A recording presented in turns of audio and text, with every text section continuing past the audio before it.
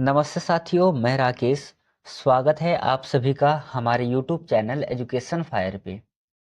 CTET से related practice set कर रहे हैं और मैंने आपसे कहा था कि हम टोटल पेपर से पहले पहले 45 प्रैक्टिस सेट को कंप्लीट करेंगे, जिनमें से कि अभी हम लोग 12 प्रैक्टिस सेट को कंप्लीट कर चुके हैं। आज के इस वीडियो में हमारा प्रैक्टिस सेट नंबर 13 होने वाला है। इसमें टोटल 40 क्वेश्चन है और इन 40 क्वेश्चन में से आपका क्या स्कोर रहता है आप हमें कमेंट बॉक्स में बताएंगे, जैसा कि आप प्रतिदिन बताते हैं। तो चलिए आज के इस वीडियो को शुरू कर देंगे। 40 क्वेश्चन है, इन 40 क्वेश्चंस को आपको ध्यान से सॉल्व करना है। पेपर में आपको एक क्वेश्चन को सॉल्व करने के लिए 1 मिनट का समय मिलता है, इसलिए आपको सबसे पहले क्वेश्चन को आपको आराम से पढ़ना है, समझना है, फिर बाद में जाकर के आपको उत्तर देना है। क्योंकि आपका पेपर जो होगा सीटेट का वो ऑफलाइन होगा। यदि आपने एक बार गोला गलत भर दिया तो बाद में उसे आप सही नहीं कर सकते, इसलिए आपको बिल्कुल सोच समझ करके उत्तर देना है। चलिए इन बातों को ध्यान में रखिएगा और अपने साथ एक कॉपी और एक पेन लेकर के बैठिए। उससे क्या होगा, जो भी क्वेश्चन आपसे गलत होगा आप उसे अपने कॉपी में नोट्स कर लेना, ताकि जब भी आप एग्जाम देने जाओ उस समय आप बहुत ही कम समय में उसका रिवीजन कर पाओ, जिन क्वेश्चन को आप गलत कर रखे हो या फिर आपसे डाउट में हो। चलिए करते हैं शुरू पहले नंबर क्वेश्चन से आज की इस क्लास को। पहला क्वेश्चन को ध्यान से देखना है, समझना है। हड़प्पा सभ्यता के लोगों द्वारा धातुओं में सबसे पहले किस धातु का प्रयोग किया गया? बताइए, चार ऑप्शन है। सबसे पहले धातुओं में किस धातु का प्रयोग किया गया? कौन से लोगों के द्वारा? हड़प्पा सभ्यता के लोगों के द्वारा। आंसर होगा आपका ऑप्शन नंबर बी, सबसे पहले तांबे का प्रयोग किया गया। ऑप्शन नंबर बी यहाँ पर सही आंसर है। चलिए अगला क्वेश्चन देखना है। दूसरे नंबर का क्वेश्चन है, किस वेद में आर्यों की सामाजिक और धार्मिक व्यवस्था का वर्णन किया गया है? चार ऑप्शन है, सही आंसर कौन सा होगा? उत्तर है आपका ऑप्शन नंबर सी, किसमें किया गया है? ऋग्वेद में किया गया है। एक बार इस क्वेश्चन को ध्यान से समझना। यहाँ पर आपको जो चार ऑप्शन दिख रहा है, इन चारों में क्या है? वेद दे रखे हैं। तो आपसे एक क्वेश्चन पूछ लेगा कि भाई आपके पास वेद कितने हैं? तो वेद हैं चार। अब ये चार वेद कौन कौन से हैं? पहला है ऋग्वेद, दूसरा यजुर्वेद, तीसरा है सामवेद और चौथा है अथर्ववेद। तो वेद हमारे पास टोटल कितने हैं? चार। पहला नंबर इसका, दूसरे नंबर पे यजुर्वेद, तीसरे नंबर पे सामवेद और चौथे नंबर पे अथर्ववेद। इन चारों ही वेदों में से सबसे प्राचीन वेद कौन सा है? सबसे प्राचीन वेद है आपका ऋग्वेद। ठीक है। इसके ऋषि मतलब कि इसके लेखक कौन है? तो इसके ऋषि या लेखक हो जाएंगे आपके अग्नि। इसमें कितने सूक्त हैं? इसमें 1028 सूक्त हैं लगभग। ठीक है। अब ये सूक्तों का मतलब क्या होता है? सूक्त का मतलब होता है जो अच्छी प्रकार से कहा गया हो। सु मतलब होता है अच्छा और उक्त मतलब होता है कहना। मतलब कि जो अच्छी प्रकार से कहा गया हो उसे हम सूक्त कहेंगे। तो ये चार प्रकार के प्रश्न आपसे यहाँ से पूछे जाएंगे। ठीक है। सबसे अंतिम वाला वेद कौन सा है? अथर्ववेद है। गान प्रधान कौन सा वेद है? सामवेद। ये कौन सा वेद है? ये गान प्रधान वेद है। ये आपको याद रखना है। तो एक क्वेश्चन आपका यहां से बनेगा। ठीक है। तो इस क्वेश्चन में से आप देखो कितना क्वेश्चन बन रहा है। आपको इसी हिसाब से अपने कॉपी में नोट डाउन करते चलना है। चलिए फिलहाल में इसका आंसर हो जाएगा आपका ऑप्शन नंबर सी सही आंसर है, क्योंकि सामाजिक और धार्मिक व्यवस्था का वर्णन ऋग्वेद में किया गया है। अगला क्वेश्चन देखना है एक बार। किस शासक ने प्रयाग प्रशस्ति का निर्माण करवाया था? चार ऑप्शन है, इनमें से सही आंसर कौन सा होगा? उत्तर है, प्रयाग प्रशस्ति का निर्माण किसने करवाया था? समुद्रगुप्त ने करवाया था। और प्रयाग प्रशस्ति के लेखक कौन है, राइटर कौन है? राइटर है हरिसेन। राइटर का नाम क्या है? हरिसेन। ठीक है, ये नाम आपको नोट डाउन करना है अपने कॉपी में। चलिएगा जरा अगला क्वेश्चन करना एक बार। किस प्राचीन ग्रंथ में महाजनपदों का वर्णन मिलता है? बताइए सही आंसर क्या होगा? महाजनपदों का वर्णन किस प्राचीन ग्रंथ में मिलता है?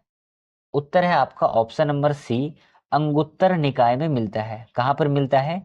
अंगुत्तर निकाय में मिलता है। अब एक बार समझना इसको। बात कर रहे हैं महाजनपदों की, तो टोटल 16 महाजनपद थे। इन 16 महाजनपदों में जो सबसे शक्तिशाली, मतलब कि जो सबसे पावरफुल महाजनपद था, उसका नाम क्या था? उसका नाम था आपका मगध। ठीक है। मगध की राजधानी क्या थी? मगध की राजधानी थी राजगृह। वर्तमान समय में मतलब कि जो राजगृह था उसको अब राजगीर के नाम से जानते हैं। फिर इसके बाद जब मगध पर अजातशत्रु का शासन होता है, उस समय पर वो राजधानी चेंज करके क्या रखते हैं? पाटलिपुत्र करते हैं। ठीक है। पाटलिपुत्र किसके शासनकाल में रहता है? ये अजातशत्रु के शासनकाल में राजधानी रहता है। फिर इसके बाद पाटलिपुत्र का ही वर्तमान समय में यदि आप नाम देखोगे तो हम कहते हैं उसे पटना। ठीक है।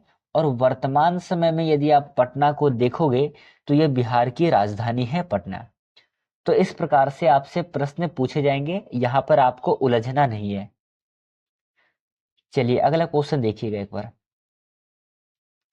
5वें नंबर का क्वेश्चन है, महावीर का जन्म किस जनपद में हुआ था?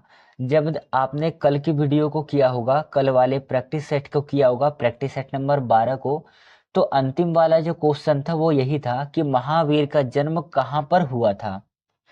तब तो वहां पर आपने क्या डाला था ऑप्शन में? सही आंसर हुआ था वहां पर आपका वैशाली। ठीक है। पर यहाँ पर प्रश्न थोड़ा सा चेंज किया गया था। अब पूछा है कि किस जनपद में हुआ था, तो लिच्छवी नामक जनपद मतलब कि ग्राम में हुआ था। ऑप्शन नंबर ए सही आंसर है 5वें नंबर क्वेश्चन का।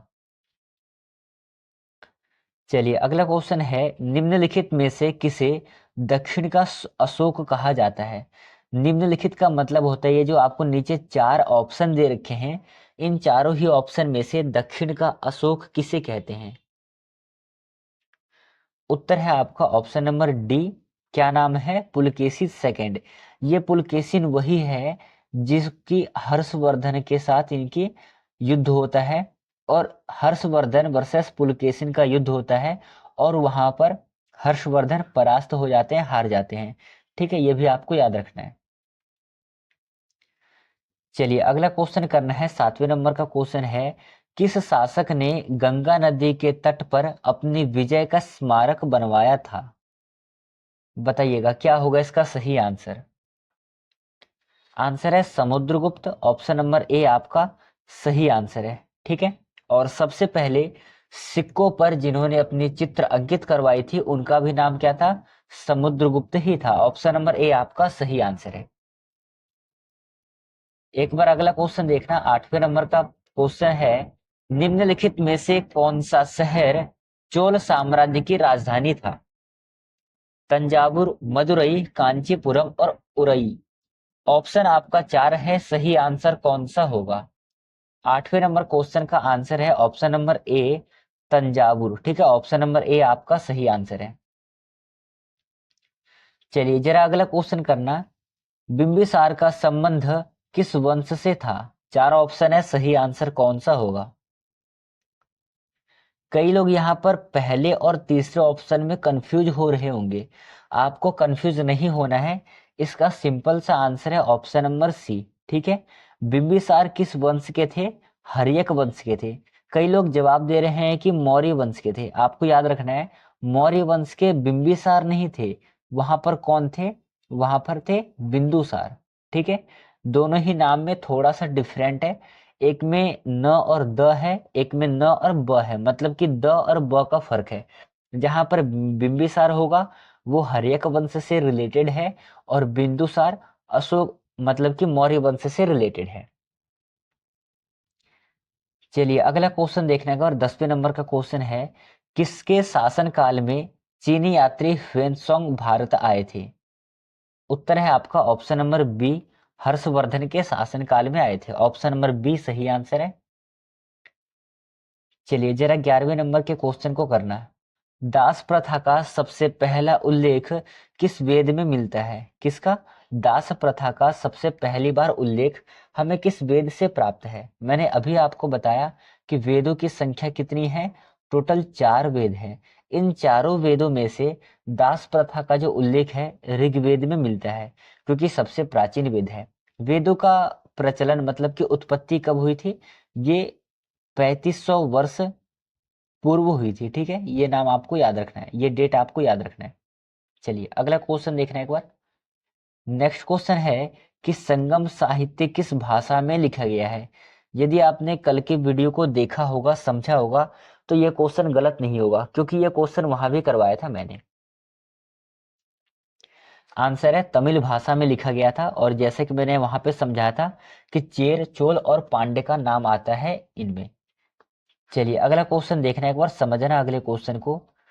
महाजनपद काल के दौरान वज्जी महासंघ की राजधानी कहाँ थी? क्या पूछा है? राजधानी पूछा गया है। तो क्या होगा सही आंसर? वैशाली आपका सही आंसर हो जाएगा। Option number A correct answer है। ठीक है, चलिए अगला क्वेश्चन देखना है एक बार। नेक्स्ट क्वेश्चन है कि प्राचीन भारत में एकता प्रथा किसके द्वारा आरंभ की गई थी? बताइएगा।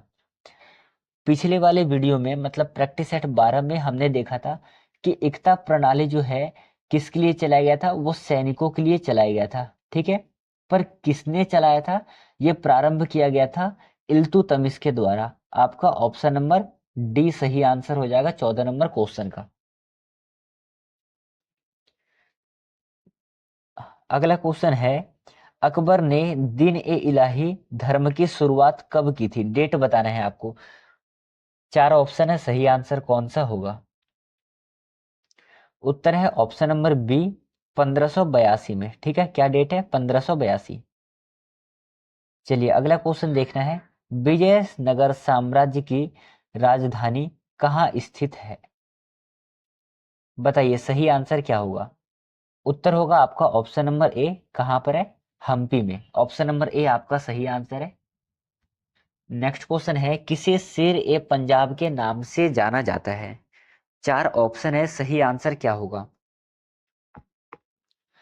उत्तर है आपका ऑप्शन नंबर ए, महाराजा रणजीत सिंह को शेर ए पंजाब के नाम से जाना जाता है। इंपॉर्टेंट क्वेश्चन है, एग्जाम की दृष्टि से आपको याद रखना है। नेक्स्ट क्वेश्चन है अकबर का राजस्व मंत्री कौन था? बताइए, बहुत ही इजी क्वेश्चन है। सही आंसर है टोडरमल। क्या नाम था उसका? टोडरमल अकबर का राजस्व मंत्री था। ऑप्शन नंबर ए सही आंसर है। अगला क्वेश्चन है सिख धर्म की स्थापना किस गुरु ने की थी? बताइएगा क्या होगा इसका सही आंसर? आंसर है option number D, Guru Nanak Dev ji. और जैसे कि आपको पता है कि आज गुरु नानक जयंती है, तो मैं आप लोगों को गुरु नानक जयंती की हार्दिक शुभकामनाएं देता हूं। यहाँ पर आपका ऑप्शन नंबर डी सही हो जाएगा। ठीक है, गुरु नानक ऑप्शन नंबर सही है। चलिए अगला क्वेश्चन देखिएगा। नेक्स्ट क्वेश्चन है कि दिल्ली के सुल्तानों में से किसने सबसे पहले अपनी राजधानी दिल्ली से दौलताबाद स्थानांतरित की थी? सही आंसर है ऑप्शन नंबर सी, मोहम्मद बिन तुगलक ने। ठीक है, नाम आपको याद रखना है। कहां से ट्रांसफर किया गया था? दिल्ली से दौलताबाद। ठीक है, किसने की थी? मोहम्मद बिन तुगलक ने। चलिए अपना स्कोर एक बार गिनते हैं ना, कुल कितने क्वेश्चन को सही करते हो आप, और अपने साथ आपका नाम मेंशन करना। ठीक है, ताकि मैं एक बार देखूं कि भाई कितने लोग ऐसे हैं जो कि डेली स्टडी करते हैं, डेली पढ़ाई करते हैं, डेली अभ्यास कर रहे हैं। चलिए फिलहाल में इस क्वेश्चन को देखिएगा। किस गुरु ने गुरु ग्रंथ साहिब का संकलन किया था? 4 ऑप्शन है, सही आंसर कौन सा होगा? उत्तर होगा आपका ऑप्शन नंबर बी, गुरु अर्जुन देव। ठीक है, अब यहाँ पे ध्यान से समझना। सिख धर्म के जो संस्थापक थे गुरु नानक देव थे, और पहले गुरु भी गुरु नानक देव थे, ये भी आपको याद रखना है। पर गुरु ग्रंथ साहिब का संकलन किया था गुरु अर्जुन देव। और इसमें सिख धर्म में कुल कितने गुरु हुए हैं? 10 गुरु हुए हैं टोटल। ठीक है, कुल कितने गुरु हुए हैं इनमें? टोटल 10 गुरु हुए हैं। ये नाम आपको याद रखना है, ये संख्या आपको याद रखना है। चलिए अगला क्वेश्चन देखिएगा एक बार यहाँ पर। किसने फतेहपुर सीकरी का निर्माण करवाया था? 4 ऑप्शन है, सही आंसर कौन सा होगा? उत्तर है आपका अकबर। ऑप्शन नंबर ए आपका सही आंसर है। अगला क्वेश्चन है आपके लिए 22 नहीं 23 नंबर का क्वेश्चन है, दिल्ली सल्तनत के किस सुल्तान को मदद ए खुदा कहा जाता है? चार ऑप्शन है। मदद ए खुदा किसे कहा जाता था?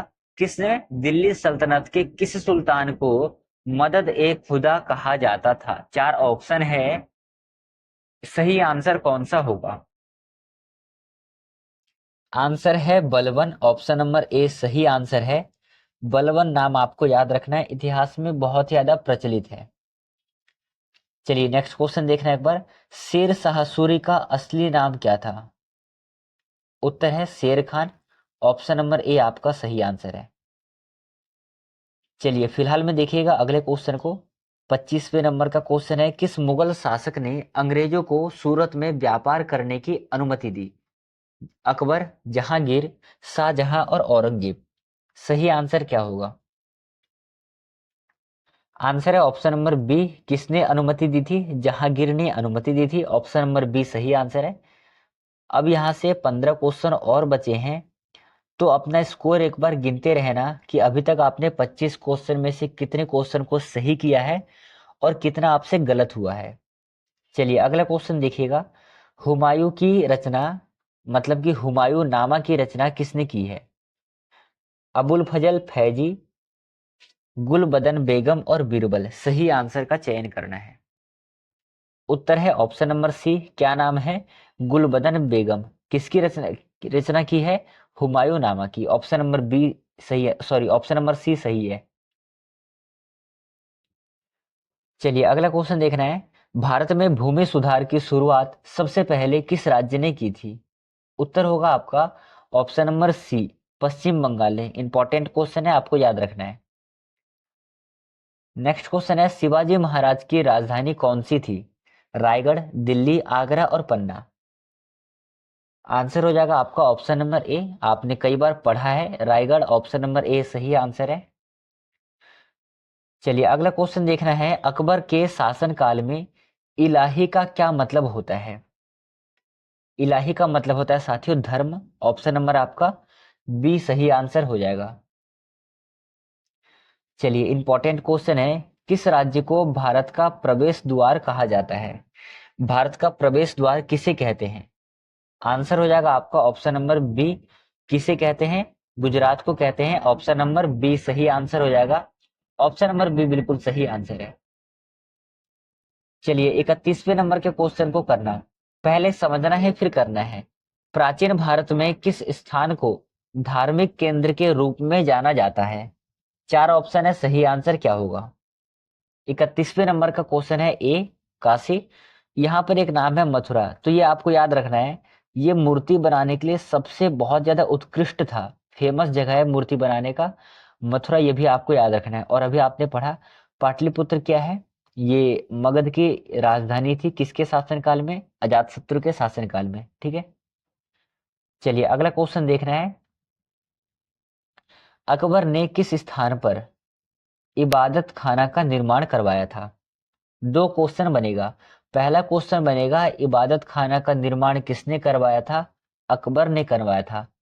कहां पर करवाया था? तो साथियों ये करवाया था आपका दिल्ली में। ठीक है, सॉरी दिल्ली नहीं, कहां पे करवाया था? फतेहपुर सीकरी में। अब यहां पर थोड़ा सा समझना, एक नाम आपका आएगा इल्तुतमिश का। ठीक है, इंग्लिश में लिखता हूं आई बस। एक आएगा इल्तुतमिश और दूसरा आएगा अकबर। इन दोनों में कंपैरिजन चलता है, मतलब दोनों ही आपस में तुलना करते हैं। सबसे पहले जब इल्तुतमिश कुतुब मीनार का निर्माण करवाएंगे तो वहां पर ये अलाई दरवाजा बनवाते हैं। ठीक है, उसके बाद में फतेहपुर सीकरी में बनवाते हैं अलाई दरवाजा। कहाँ पे? फतेहपुर सीकरी में। तो यहाँ पर आपका ऑप्शन नंबर सी सही आंसर है।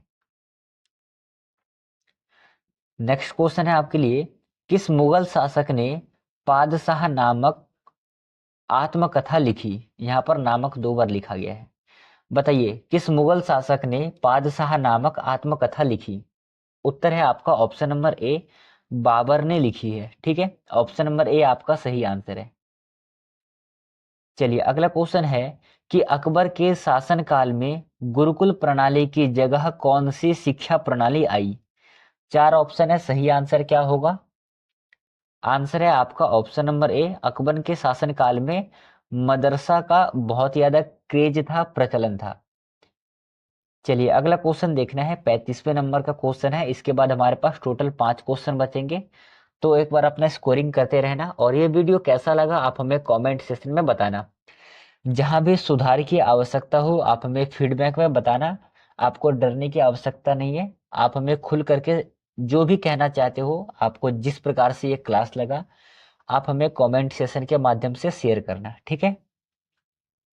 चलिए अगला क्वेश्चन है, दिल्ली सल्तनत के किस शासक ने अल्बेरुनी को भारत का इतिहास लिखने का आदेश दिया? उत्तर है इस क्वेश्चन का option number A, Mahmud Ghaznavi ने। ठीक है, ऑप्शन नंबर ए आपका सही आंसर है। चलिए अगला क्वेश्चन है, किसे कलम के जादूगर के रूप में जाना जाता था? उत्तर होगा आपका ऑप्शन नंबर ए, अबुल फजल को जाना जाता था। ठीक है, ऑप्शन नंबर ए आपका सही आंसर है। अगला है, भारत में विजयनगर साम्राज्य का पतन कब हुआ? ठीक है, विजयनगर साम्राज्य का पतन कब हुआ था? 1565 ईस्वी में विजयनगर साम्राज्य का पतन हुआ था, ये आपको याद रखना है। नेक्स्ट क्वेश्चन है आपका, औरंगजेब के बाद दिल्ली, मतलब कि किसने दिल्ली पर शासन किया? औरंगजेब के बाद किसने दिल्ली पर शासन किया? बताइएगा इसका क्या होगा सही आंसर। आंसर है बहादुर शाह प्रथम। ठीक है, ये नाम आपको याद रखना है, क्योंकि यहाँ पर जितने भी मुगल शासक थे, औरंगजेब के बाद मुगल शासक बहुत ज्यादा कमजोर हो गए थे, इसलिए यहाँ पर मुगलों का जो साम्राज्य था वो खत्म सा प्रतीत हो रहा था। इसके बाद दिल्ली में शासक कौन बनेंगे? बहादुर शाह प्रथम बनेंगे। चलिए सेकंड लास्ट क्वेश्चन है, दिल्ली के किस सुल्तान को प्रजा का संरक्षक कहा गया था? प्रजा का संरक्षक किसे कहा गया था? आंसर है option number D, Firoz Shah Tughlaq को कहा गया था। ऑप्शन नंबर डी आपका सही आंसर है। चलिए ये रहा आज के इस वीडियो से आपका अगला और अंतिम क्वेश्चन है। जैसे कि मैंने आपसे कहा था, इस वीडियो में 40 क्वेश्चन होने वाला है। इन 40 क्वेश्चन में से आपका क्या स्कोर रहता है, इसका जवाब आप हमें कमेंट बॉक्स में शेयर करेंगे, और ये वीडियो आपको कैसा लगा इसका भी जवाब आप हमें कमेंट सेक्शन में देंगे अपने नाम के साथ में। चलिए फिलहाल में इस क्वेश्चन को करेंगे, उसके बाद मैं आपसे पूछूंगा, गुरु गोविंद सिंह ने किस स्थान पर खालसा पंथ की स्थापना की? यहाँ पर इसका सही आंसर हो जाएगा ऑप्शन नंबर ए, आनंदपुर साहिब में उन्होंने खालसा पंथ की स्थापना की थी। देखिए यहाँ पर दो बातें आपको समझना है। पहला, ये जो खालसा पंथ है इसकी स्थापना किसने की थी? तो आपका आंसर हो जाएगा गुरु गोविंद सिंह। पर किस स्थान पर की थी? आनंदपुर साहिब में। तो पहला प्रश्न आपका यहाँ से बनेगा और दूसरा प्रश्न आपका यहाँ से बनेगा, तो दोनों ही आपको याद रखना है। अब यहाँ पर आपसे मैचिंग वाला क्वेश्चन दे सकता है, यहाँ दे देगा कि खालसा पंथ की स्थापना किसने की? गुरु गोविंद सिंह ने। कहाँ पर की थी? आनंदपुर साहिब में। गुरु गोविंद सिंह किस धर्म से रिलेटेड थे? आपका उत्तर होगा सिख धर्म से। सिख धर्म में टोटल कितने गुरु हुए हैं? 10 गुरु हुए हैं। इस प्रकार से चार आपको मैचिंग वाला क्वेश्चन दे देगा। तो इन बातों को आपको ध्यान में रखना है, और जैसे कि मैं आपको बताता हूँ, आप तैयारी बहुत ही बढ़िया कर रहे हो। आपको बस क्या करना है, अभी जो भी प्रैक्टिस सेट चल रहा है, प्रैक्टिस सेट को करना है।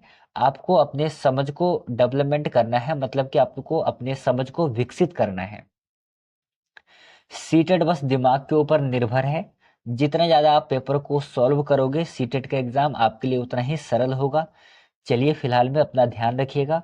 प्रैक्टिस सेट नंबर 13 हमने यहाँ तक कंप्लीट कर लिया है।